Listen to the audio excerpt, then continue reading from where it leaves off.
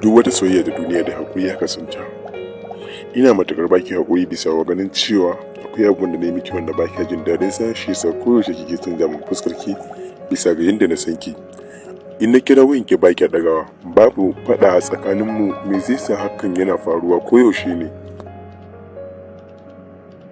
Dole ne ka gana yaka, saboda na lura da cewa ku mazan nan idan kuka an damu da ku da abin da kuka dama shi kuke yi wa mata.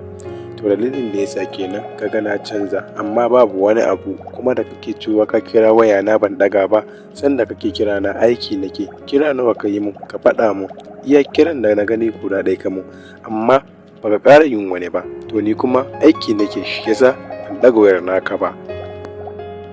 Amma ina so ki san wani abu, duk sanda ke gana kira ki, damuwa ta sa hakan na kira ki saboda na damu da ki. Shin zai kasance koyaushe ni kaɗai ne ya kamata na kira ki, ke baki da lokacin da zaki kira ni, ke ba za ki kira ni ba? Kaga ni fa ban cika san ƙananun maganganu ba. Shin ka zo ne mai sasanta ko kuma ka zo ne mai faɗa? Ha ba, me yasa tun ɗazu ba wani gaisawa sai faɗa muke da juna? Dan Allah kai hakuri idan har abin da na yi ma ya ɓata maka rai.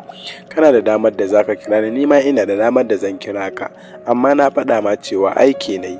Ya kamata ka fahimta, amma ka yi hakuri in dai har hakan da na yi ya ɓata maka rai, ba zan sake ba. Yi hakuri. Haba Aisha, tun ɗazun ya kamata ki fara bani hakuri kafin raina ya ɓaci. Amma fa da na tambaye ki me kika fito kina faɗa min? Ni kin san cewa ina na damu da ke kuma ina matuƙar ƙaunar ki, ina son ki.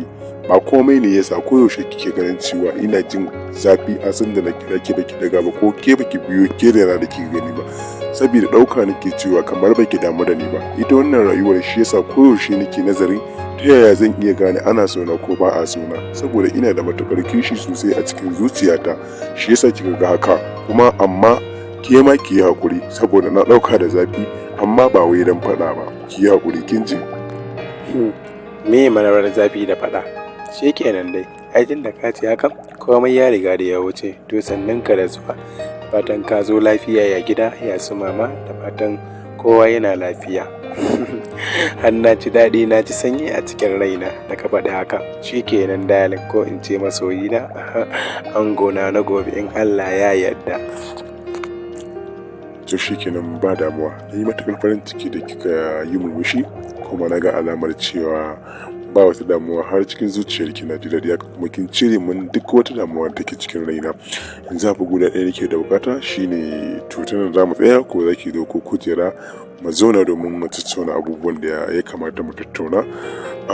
Domin ke ma kin san dai ba zan rasa abin faɗa ba, domin ba zan tafi ba tare da na tabbatar da cewa na faɗa miki kalmomi masu matuƙar daɗi ba, ke ma kuma kin faɗa min masu matuƙar daɗi masu ratsa zuciya.